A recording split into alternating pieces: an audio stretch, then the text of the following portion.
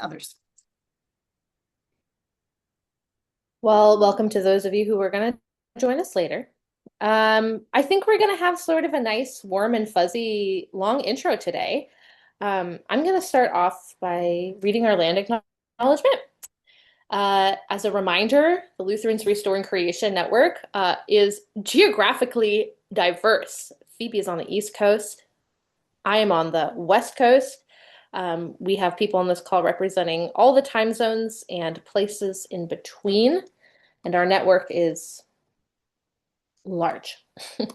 So when we read our land acknowledgement, we're not acknowledging a specific place where our Indigenous Earth Keepers and colleagues are in one place or a part of one tribal community. We're going to read a general acknowledgement of Turtle Island, of North America and this land that we inhabit communally. Give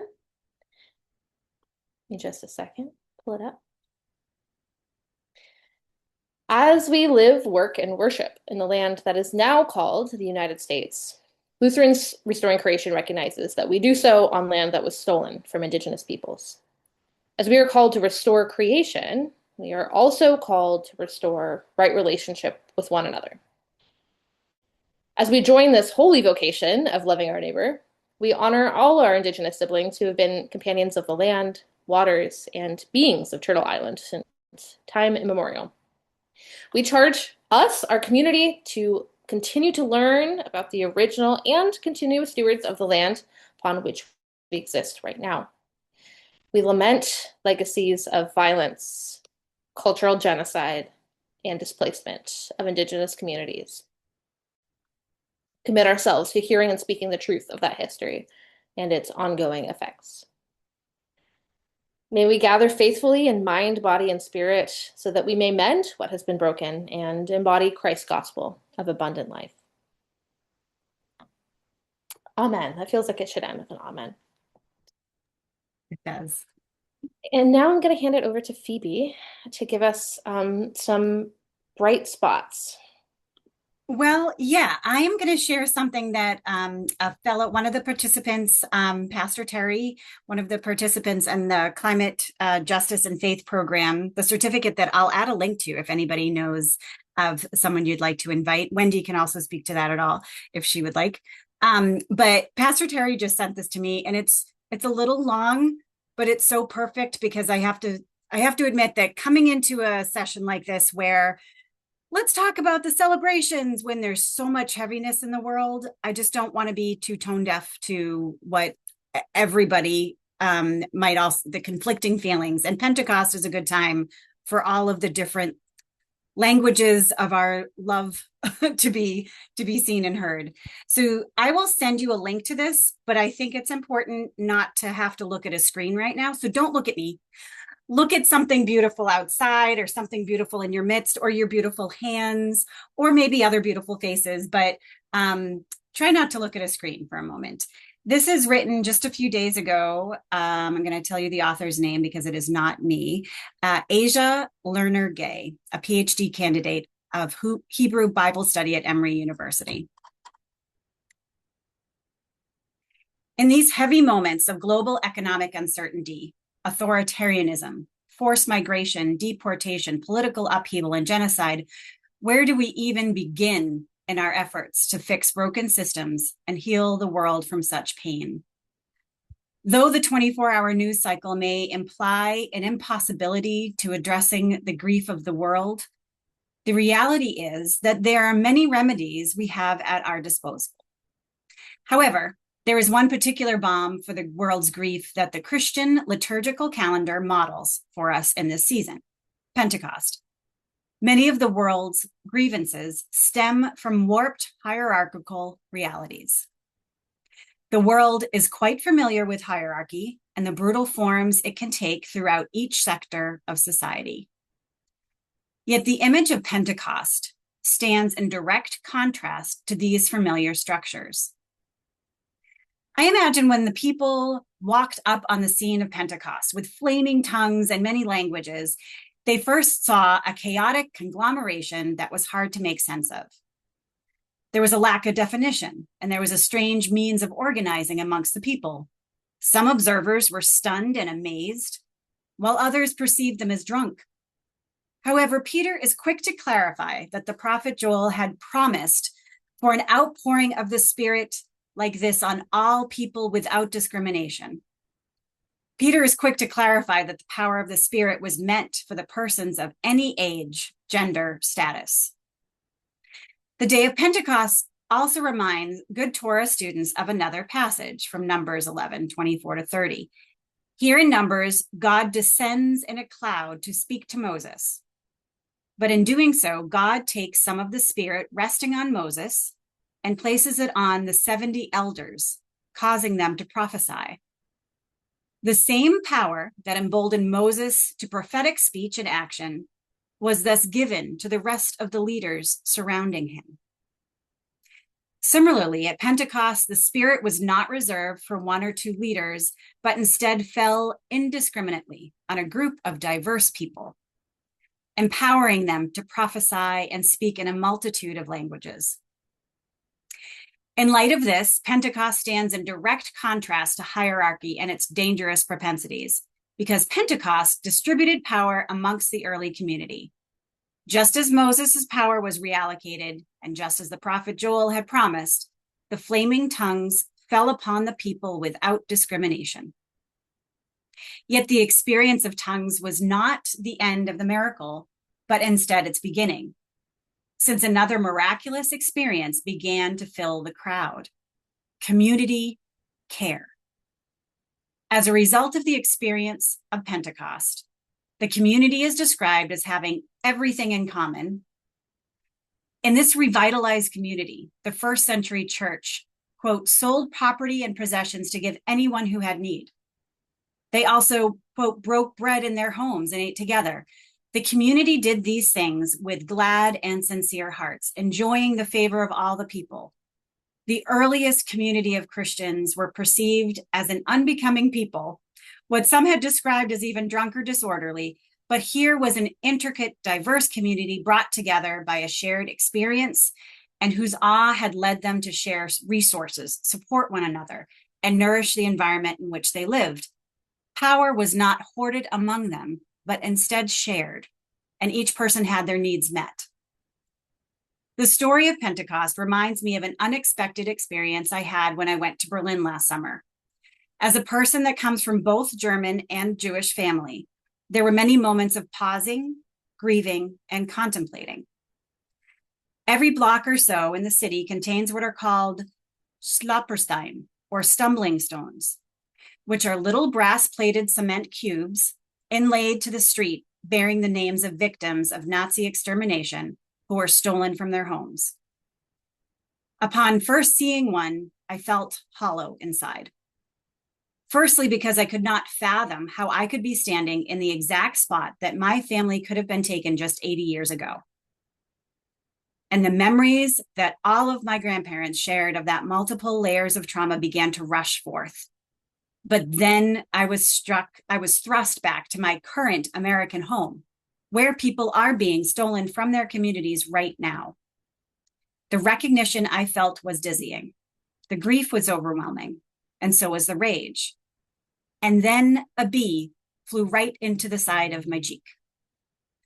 In my intense emotional state, I could barely react, although if I'm being honest, my reflexes are always slow. My friend then saw the bee, and we did our typical dance around what we first perceived as an angry bee. I cannot count the times I've been stung by any kind of insect with a stinger and venom, so the phobia of these insects runs deep in my psyche. Yet eventually we realized that this bee was not angry. He was merely attempting to fly around us to get to the flowers that were growing in a nearby traffic island filled with small yellow and pink blossoms. My friend and I began to laugh at one another when we saw the bee's true intentions. Throughout my time in Northwest Germany, I noticed that these bees behaved differently than what I was used to in the States. They seemed to be much fatter and they flew slower. In fact, as we walked through Berlin and the countryside, several bees bumped into me and gently found their course again. I began to notice that none of the bees were angry because flowers were everywhere. Florals in bloom, existed in just about every traffic island, roundabout, sidewalk, green space, and Germany's notable Kleingarten. Small gardens carved in the middle of apartment courtsides, along bike paths, and between buildings. There wasn't a need to organize these gardens either. The floral and produce gardens seemed to originate from seeds tossed onto the ground in such a way that told me there was a trust on the part of the sower that the plants would sprout and the bees would come. I'm not a biologist, but a part of me has to believe that the well-fed pollinators were just happier in Germany since the environment was conducive for their flourishing.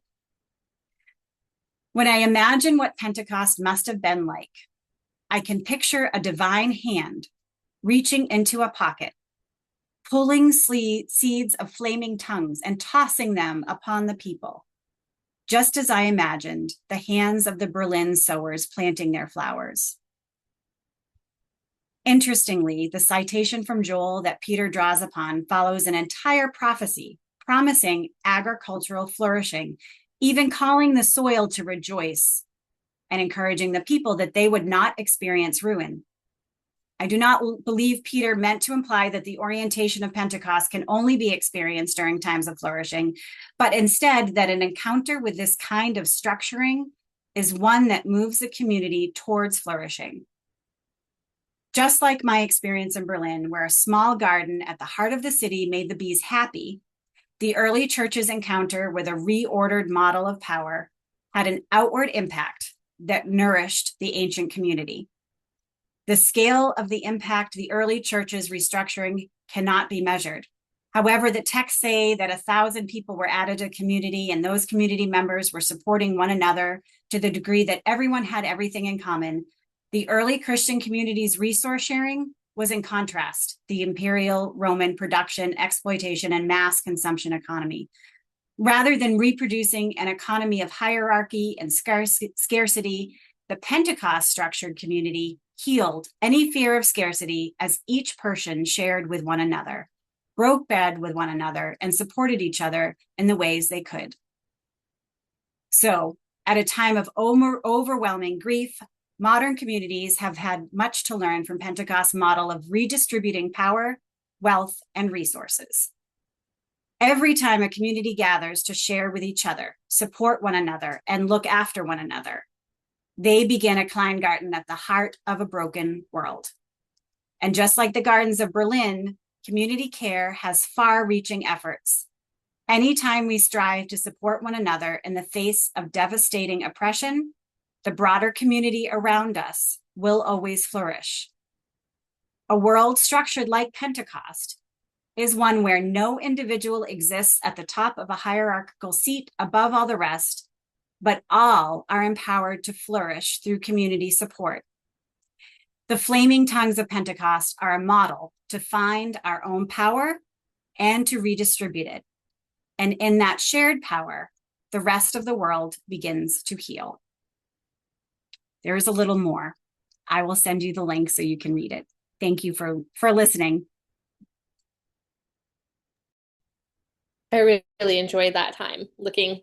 I got to look at leaves while I was hearing that. I actually saw a bee, so very thematically appropriate. Well, with that, with a good intro about the Pentecost coming down as community care, we have two people who are going to have been coordinated to share, and then everybody gets to share, of course, if you want to. We're small enough. But I'm going to call on Kathy Ross. Kathy Ross is from Hope Lutheran Church in Bozeman, Montana. I think I got that right. And there are many things that your church does to care for creation. And I'm hoping selfishly that you'll talk a little bit because it's such a good model of what we talked about, of community care, of the way that that your church creation care team actually got outside of its own walls and ended up doing plastic advocacy by listening to the people around you. So take it away, Kathy. And you are on mute. There we go. Better. All right. Thank you. Our creation care team we have had since probably late 2019, early 2020. It began as a book study, and then the people who were taking part in that wanted to continue working together. This was before I was with the group. COVID hit about within the first year. And so the team went through that time virtually, continued to work on things together. That's the time that I learned about it and joined. Um, and then when we came back to church and the community, we went back to work in touch with each other a lot more.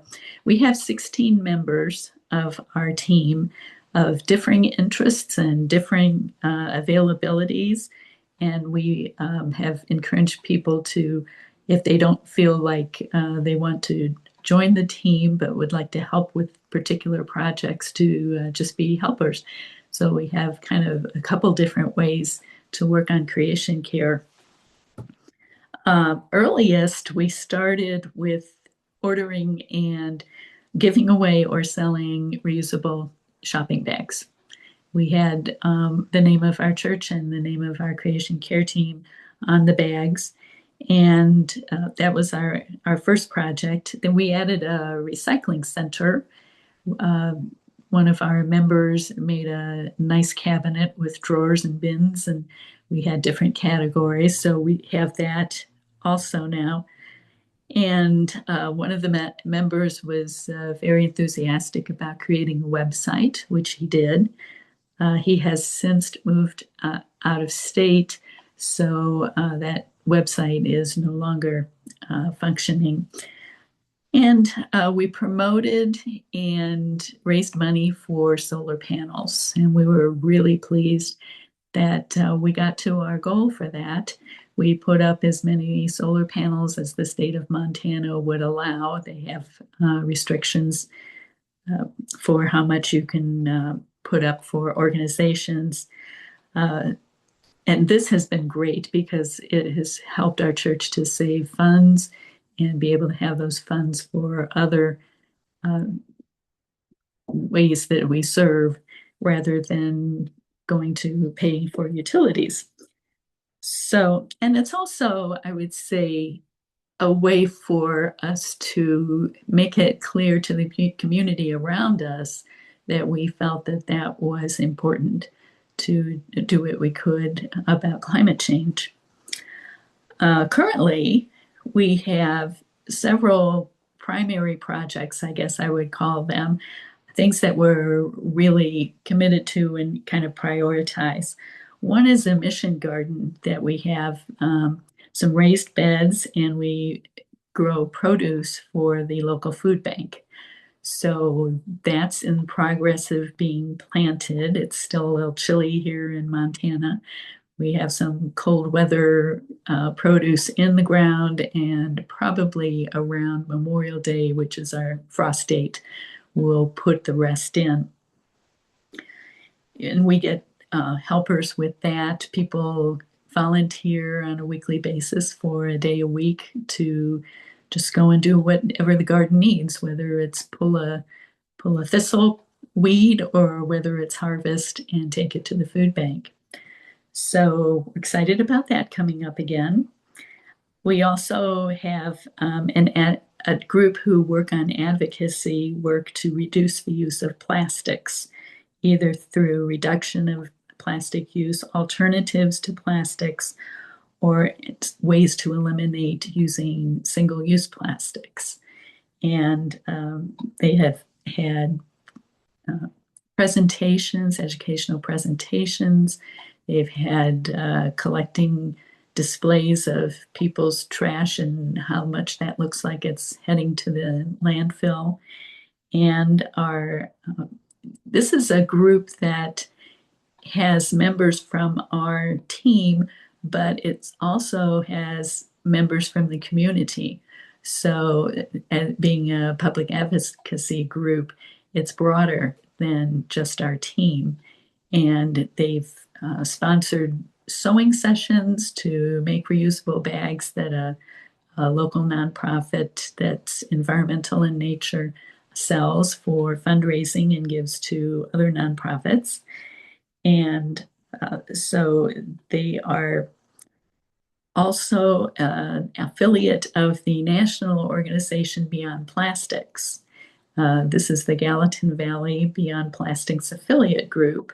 So they are connected with Hope Lutheran, and they're also connected with a national organization that has a lot of resources in information to share about plastics.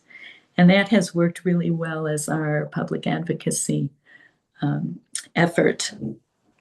We also have an expert on our team on regenerative agriculture and ranching, and he has been active in helping our team learn more about regenerative agriculture and soil health and sequestering carbon.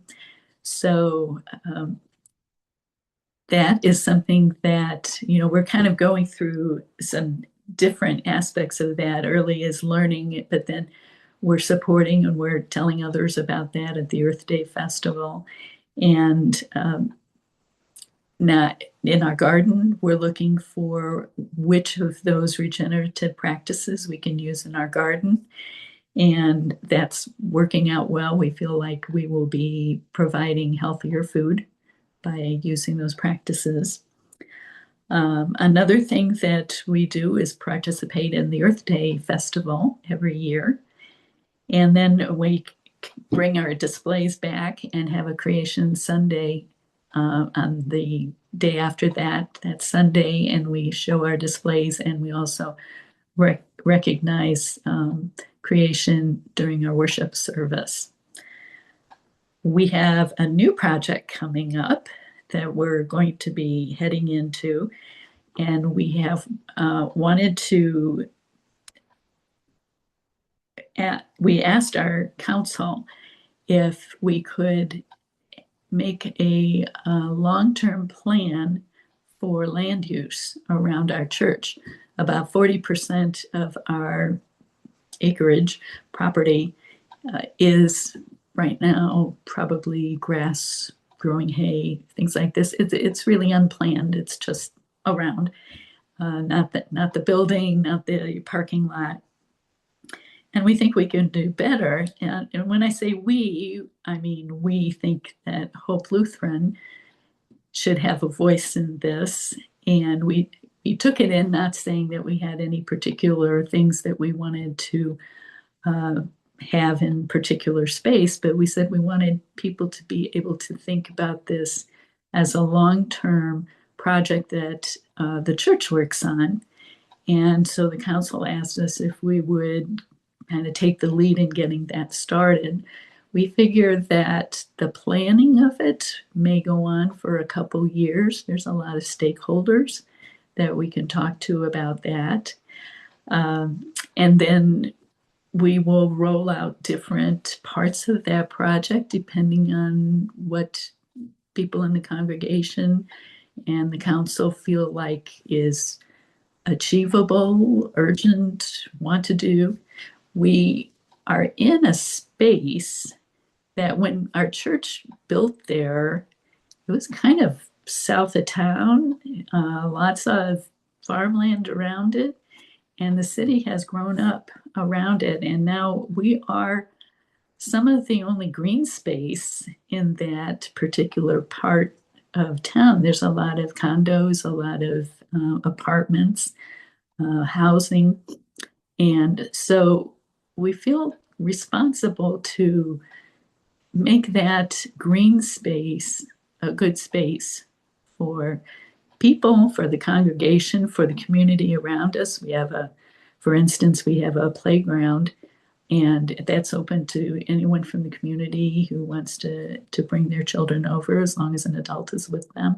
So we're used to sharing our space, and we want to think about how to do that intentionally so that we can support the people, the creatures, the pollinators, the birds, the supply of water, the kinds of things that would make it a healthy environment.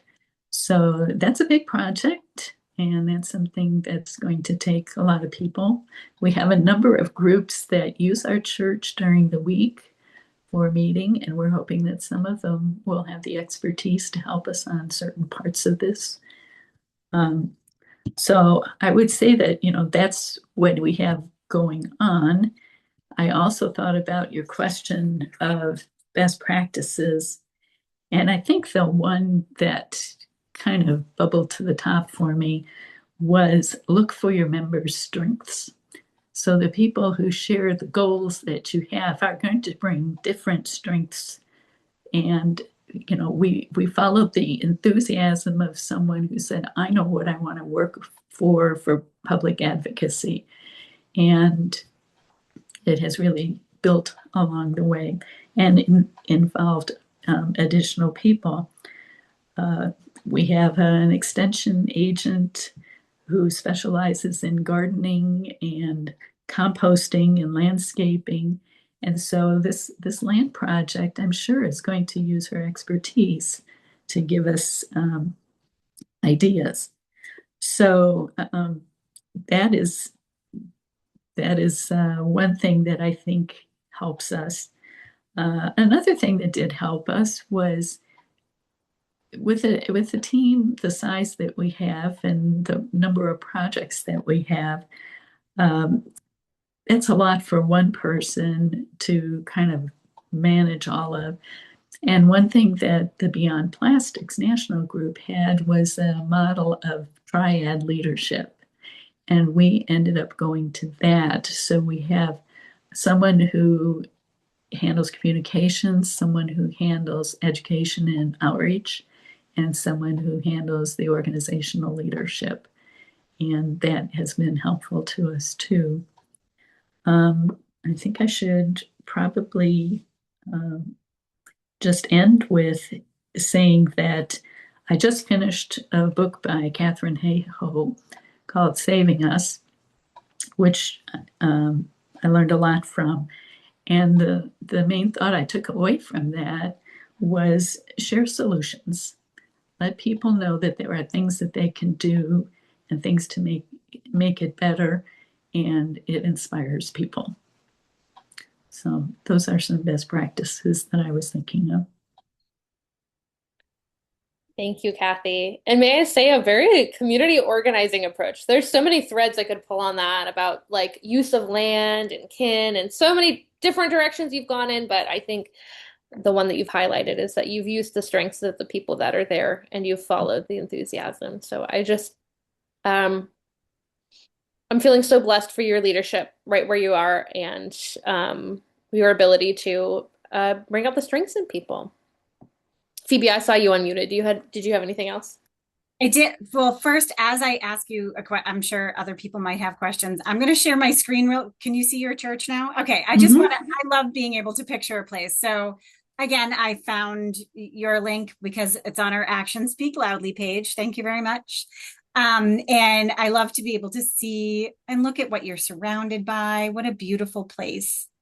Um, I have a question for you as to it does seem like you have a pretty big congregation, which is wonderful. And I know that it's still probably only about 20% of the people that do everything, right? That might shift. But how did you decide what to do next? Like you offered all this as it just like emerged like flowers, but were there a lot of things that you sowed that did not come to fruition? Or like how do you don't have to say for every single step, but in general, did things come up and people say, ooh, I want to do this? To some extent, yes. I think I approached it as let's try pilot projects. Let's try a rapid prototype, or let's try something and see how that works and decide if we want to continue with it. We had one initiative that we did for a while and gave up on, and that was collecting plastic pill bottles and mailing it to an organization that then found ways to send it to other countries where they could use that particular item. And we did that for a while, but we felt like we were spending more on the sending, that it probably was not something that was bottom line beneficial to the earth when we looked at everything that was involved with it. So that was one that we tried, but then we decided that we could do some other things instead. And for Good to the know about things you abandoned too. That's helpful for me to hear Mhm, anyways. Thank you. sure. Was there another question there that I needed to address, or was that?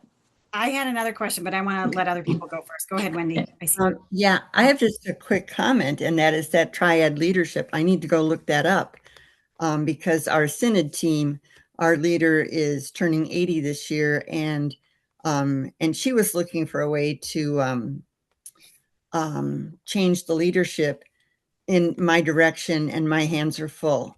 And and so I suggested to her that we do like a rotating leadership, Mhm. but I want to look that up now, and I thank you for that information. Sure, you're welcome. It just spreads the oversight of things in a helpful way. Diane, did you have a question? I do. I just wondered, Kathy, I like your last name. No, No, Of course. no, only somehow kidding. And I have a sister-in-law that lives out in Montana. But anyway, I just wondered do you have regular meetings? We do. We meet Okay. once a month on Zoom, Okay. so that even if people are not local at that time, they could still connect in. I would say that we have not everyone can attend those meetings, so uh, there may be kind of a group of people who are typically there, and then other people who have some other things and can come when they can. And in the summer, we cancel for 3 or 4 months for the meeting because people are going all different directions. Sure. And but we still continue with our projects. I mean, the garden's still growing, and we're still Right. going to plan about the land. But as far as meeting, that we started meeting on Zoom, and we just continued meeting on Zoom because it Okay. seemed like it worked well for A us. little bit better. Yeah, I think what you were saying about, sometimes you have a small number of volunteers in a church, and we have a much smaller church. Um, and I think sometimes we have many commitments on Sunday, but you're always trying to occasionally pull a meeting. And I'm like, oh, except I'm also counting offering and I'm serving coffee that day.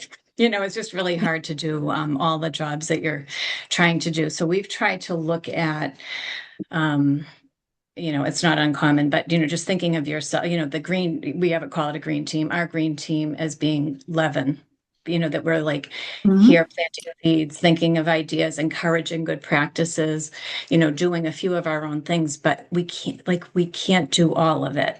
And we've brought in some community members too, and that's been helpful. They've come in and spoken about recycling, and it actually got the congregation kind of excited. We said one time, let's just do it during coffee hour. If people are interested, they're interested, and if they're not, what's the harm, right? And it went really well.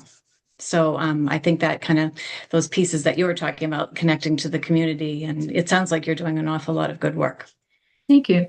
And you as well. We do our Zoom calls during the week in an evening because I Okay, agree with you. Sundays are very busy. Yeah, that may work better for us. We haven't quite gotten to that yet. And it ends up on a couple of people's shoulders. And we've also, one of the practices that we have that maybe I'd like to share just quickly is the beginning of every meeting, it's kind of like that practice of gratitude. So really talk about who are the people we notice doing good things or green practices within our church. And like part of our thing is to thank people. And so, we write thank you notes to people, and it can be, a young man in our congregation who takes recycling home because it needs to get done there, or you notice someone's doing a lot of extra caretaking to make the planters look nice, whatever those things are. We're just trying to have that practice. And that's been really helpful at not making us feel quite so overwhelmed and seeing that many hands are involved. And it's been a positive thing. That's true. And people are seeing ways that they can step up, and it's all looking at the solutions of That's right. how And to feeling make that. encouraged, right? Yeah. Yeah. And It reminds, recognized for when you're doing the work, sometimes once in a while, it doesn't have to be big recognition, but some kind, right? mhm. Yeah. Yeah, the thank you notes I think are a wonderful idea. Yeah, and they're kind of fun to do. And for me, you get a lot of those things in the mail. They're really, people's solicitations, but they're pretty little notes. And I'm like, oh, that's great. You get them in the mail, you send them back out again. Mhm. Yeah, it's great. Thank you.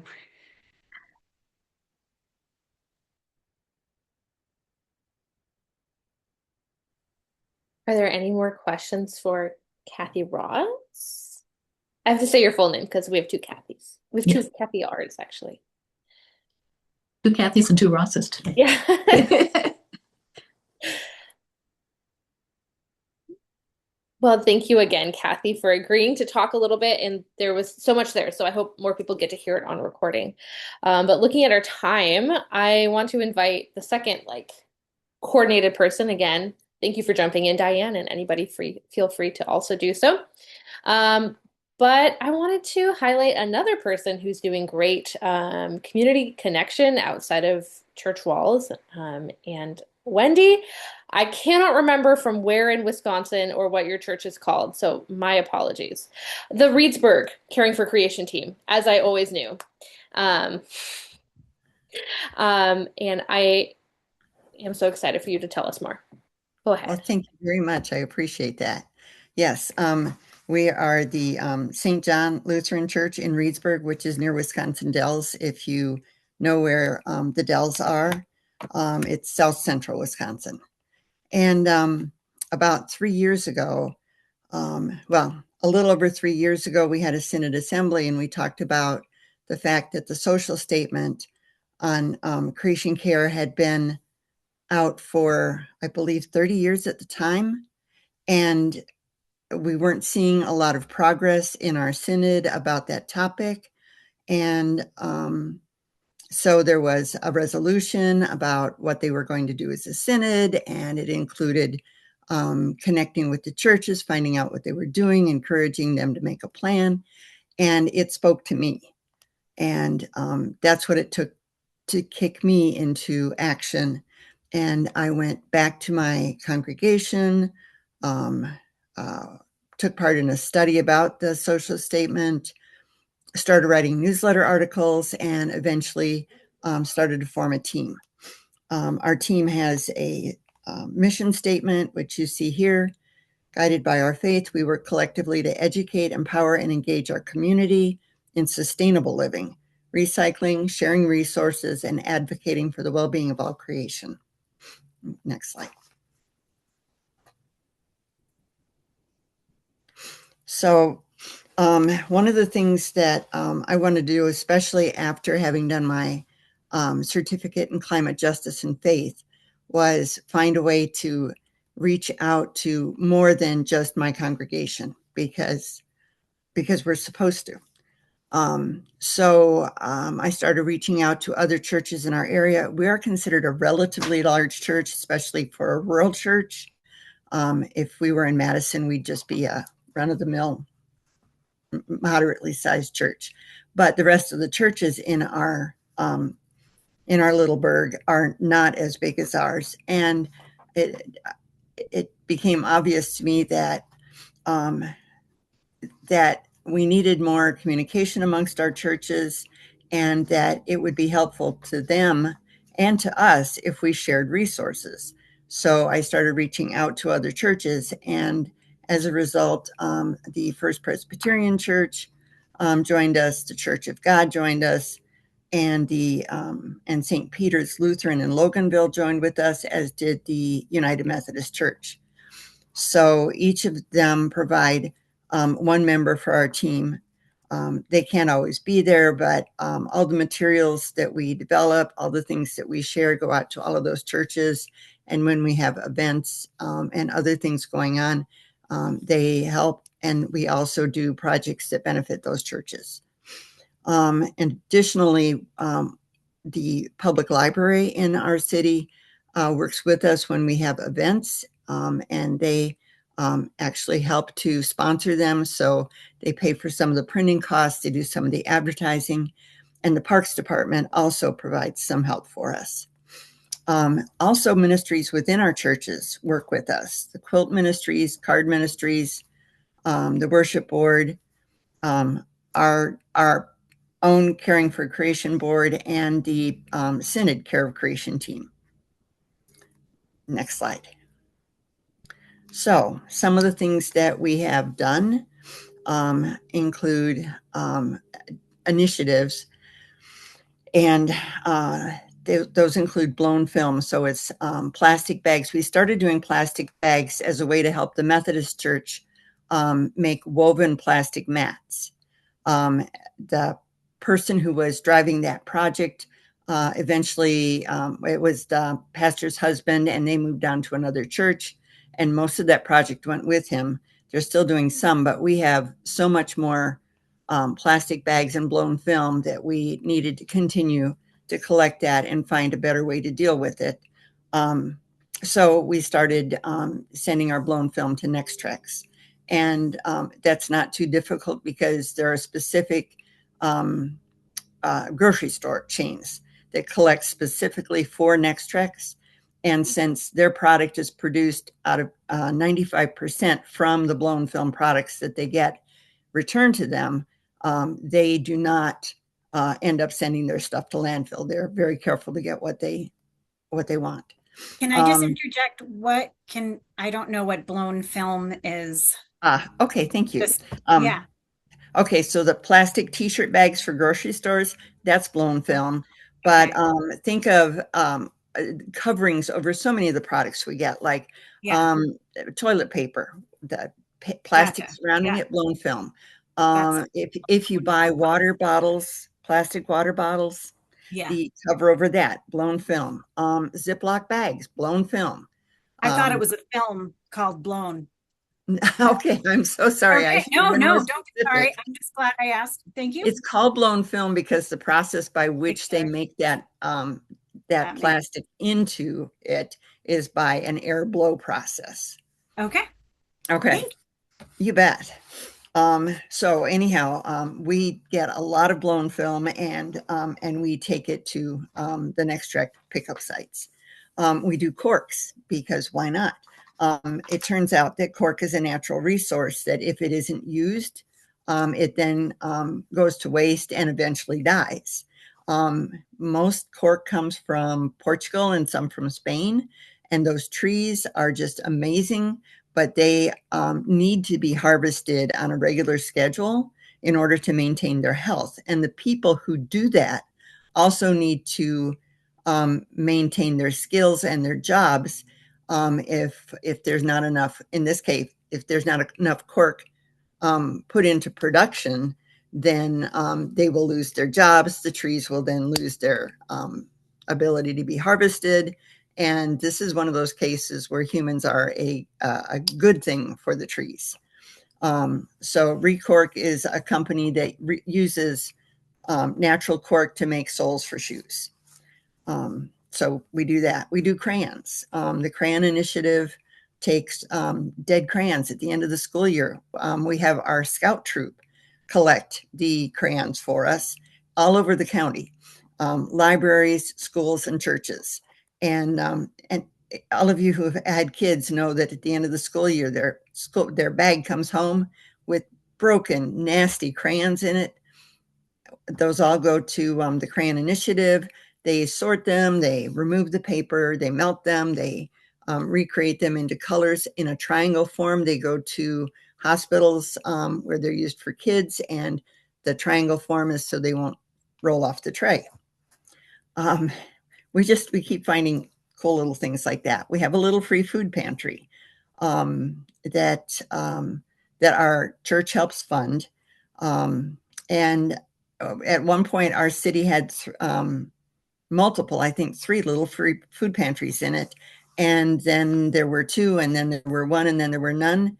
And so we felt the need to go ahead and pick up that ministry and carry it on. Pill bottles. I was just pleased to hear you mention pill bottles, because we started out thinking that we could do the same thing. And when we looked at the costs for shipping, it was, why are we doing this? It sounds like a really good thing, because pill bottles are a one and done kind of thing. And you want to see them get reused. They're going to end up in the landfill where we don't want them, but any use that we can get in between is great. So we have a member of the team who is just absolutely dedicated to finding homes for pill bottles. And we currently alternate where we take our pill bottles to in Madison. One is a vet center that takes care of mostly dogs, and the other is a cat project that deals with cats. And they both provide medicines to the people who foster their animals, and they use the pill bottles. So there's something you can look at maybe. Shoes. We've participated in shoe projects a couple of times for other churches who then shipped them to places like Haiti or whatever. And this coming year, we are keeping our shoes close to home. There are plenty of people in our own community who need, we have like 50% of the students in our schools are below the poverty level. So we have a thing called Web Care Closet in the Web Middle School, where we have clothes for kids. They can shop that closet on certain days of the month. And we are going to collect shoes to go in there, but we're going to have them all available to be picked through during registration, which is coming up at the very beginning of August. We also do styrofoam. And those of you who live in big cities, this may not be a big deal at all. But for us, we've never had a way to recycle it. It's always gone to the landfill. So we have found places that actually do reuse the styrofoam and making more styrofoam product. And again, reuse is way better than landfill. So we collect that, and we drive it to one of those places is in our own city. And they take two particular types of styrofoam, and the other two that can be recycled, those go to a place in Madison that will take those two. So those are the initiatives we do. We also run a couple events. We do a best practices roundtable. We held our first one right after the retreat, which was really fun and interesting and didn't get the turnout that I had hoped for. But the people who participated really appreciated it and got something from it. So we need to find a way to either advertise it better or find a way to get more people interested in it. We do a craft swap, and this we've done it 2 years in a row now. It will run again next year, where we invite people to bring their lightly used or no longer desired craft items to us. And we give them an afternoon to do that and an hour the next morning. Everybody who brings us something gets a ticket. Everybody who has a ticket can shop for the first hour of the swap, and then it's open to the public, and everything in it is free. And that has been just a massive hit both years that we've run it, and I expect it to continue to do well.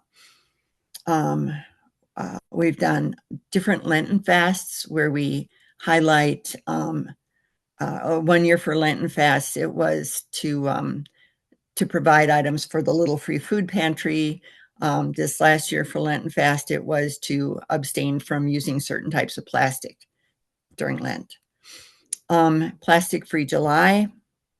We're hoping to do something more significant this coming July, but again, we put out information asking people to look at how they were using plastic, provided a calendar with ideas, provided information on plastic bottles, plastic bags, and plastic straws, and asked people to use less of those. In November, we do a thing on sustainable gift wrap where we show examples of sustainable gift wrap, including things that you can sew on your own, and encouraged people to just, handle the things that we brought, look at them, get ideas from them. And that's gone really well. And this year, for the first time, Lisa, you'll appreciate this. We're going to try Via Creatonis, and we're going to do that for a weekend when our pastor will be gone, and we will use that for the service at our church that weekend. And then we also, I'm also on the Synod team. So some of the events we do, we overlap with the Synod. At the annual assembly every year, we put up an interactive display and provide information on creating green teams so that churches who haven't tried that or who have questions will be able to look at it and call and ask questions. We do book studies. We do Church in the Wild. We have an event called Lead, and again, we provide an interactive display and information. And this year, we passed a resolution at the assembly that was just this last weekend for the Ecumenical Decade of Climate Justice Action. Yes, exactly. I was thrilled. Okay, next slide. And we do outreach. And the churches I have listed at the top, well, the things that I have listed at the top are churches that reached out to me to learn more about how to create their own green team. And so we provide them with information and newsletter articles and any support that they request. We have a Facebook page called Seeds of Hope. At the Synod level, we put out a once a month newsletter, usually once a month, usually one page long, called Web of Creation. And we also provide a speaker to the biennial WELCA conference. And last year it was me. And then we do some cross-pollination. And the churches that we are cross-pollinating with or sharing information both directions would be Christ the King Lutheran in Houston. Thank you, Lisa. Our Savior's Lutheran Church in Naperville and Northern Hills United Methodist Church in San Antonio. And we just get on the phone every so often and chat and share newsletters and just other information as it's interesting. Last slide. I know how you know Houston, but what about these other two? I was in a webinar, and it wasn't Lutherans Restoring Creation. It was okay. some interesting group, and I saw when the names came up in the chat, somebody that said Caring for Creation at Our Savior's Lutheran. So I looked it up. Nice. And called them to find out. And I think that same webinar is where I met the person from the Methodist Church as well. So, yeah. And this is just a list of our team members. You don't need to read any of this, but I just want to give credit where credit is due. And my email address is at the bottom there. It's short. So, and you're welcome. I'll put it in the email. I'll put it in the chat too. Is that okay? Yes, it is. Great. So thank you for listening, and I am more than happy to take questions.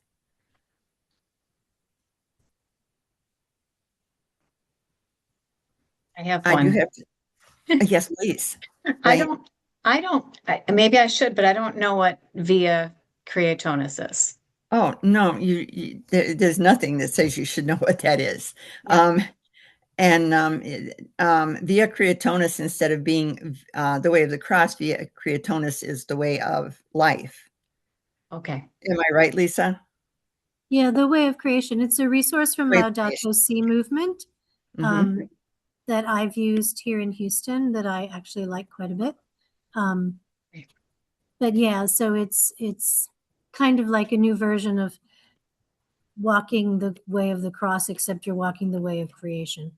So, I gotcha. It's really, and I really like it because it blends science and theology, which is one of my favorite things to do. And Wendy's also an engineer, so she really likes that too. So yes. Oh, that's perfect. Thank you. And yeah, at every station you are talking about both the story of creation and then you're talking about the science of creation. So it's a really lovely story, and I got the materials from Lisa. So cross-pollinating is very, very useful. Sure. Thank you.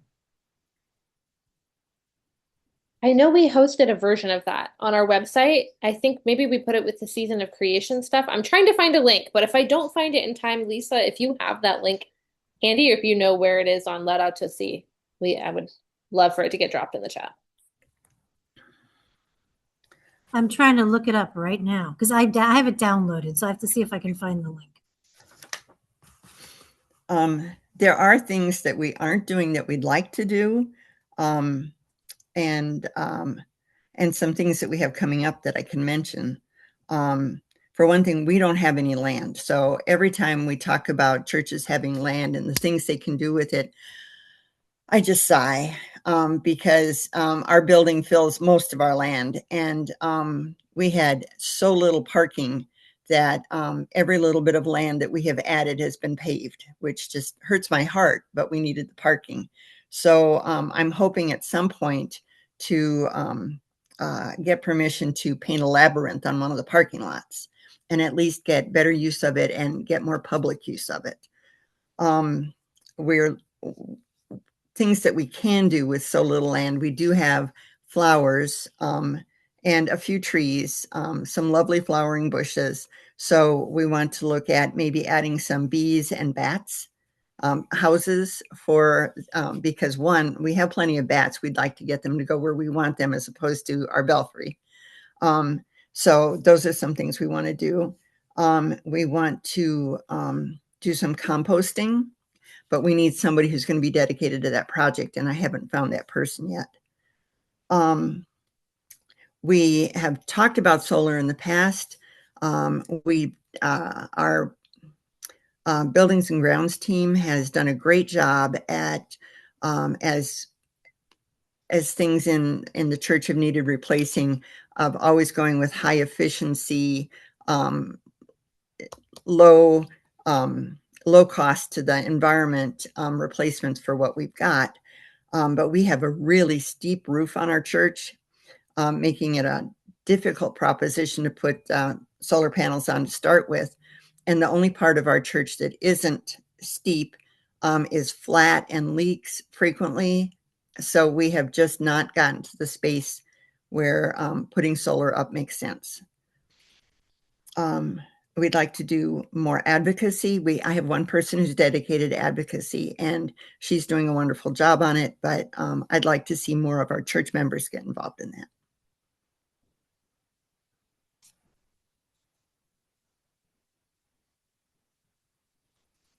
You're doing so much, Wendy, and I got all kinds of ideas from you. Thank you. Good. I am always happy to share. So, use my email address. I might get in touch again later. Okay.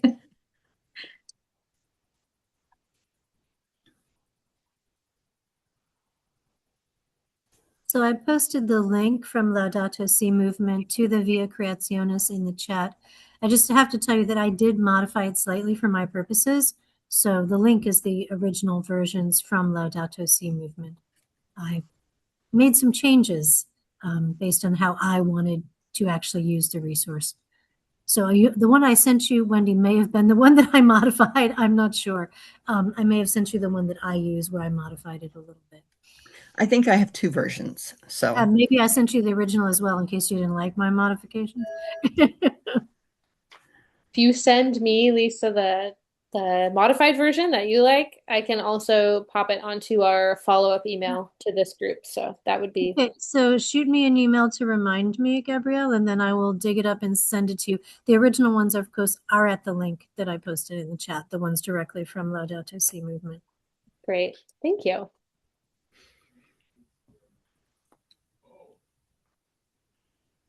Nothing else? I have a question about the chat. Is that going to be available in the recording? It is. We can send the chat log. Would that be good? Yeah, just to get the links. That would be very helpful. Yeah, I can do that. I'll just take the links from the chat maybe, yeah, and put them into our follow-up email. That'd be great. Thanks. Great. Well, thank you, everybody. We thought that we would just have a lot of time for pre-conversating about what we're doing next, but it turns out we were so engaged and good at storytelling that we filled up an entire hour together. But what a way to spend an hour. I'm feeling full of joy and resilience. Go ahead, Lisa.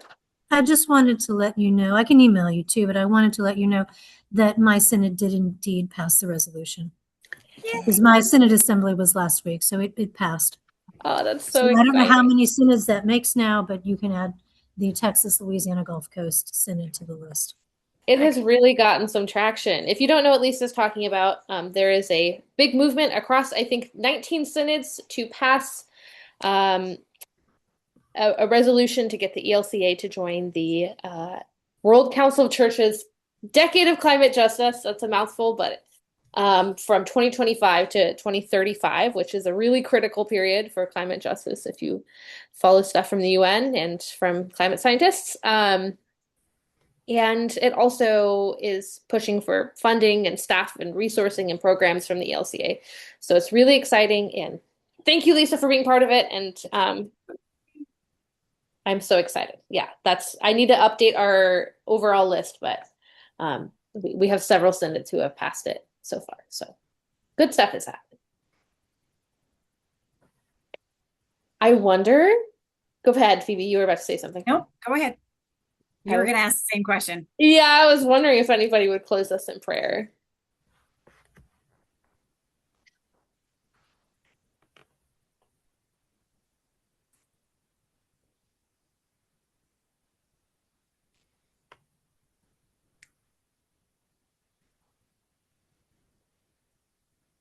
I have I a will. prayer.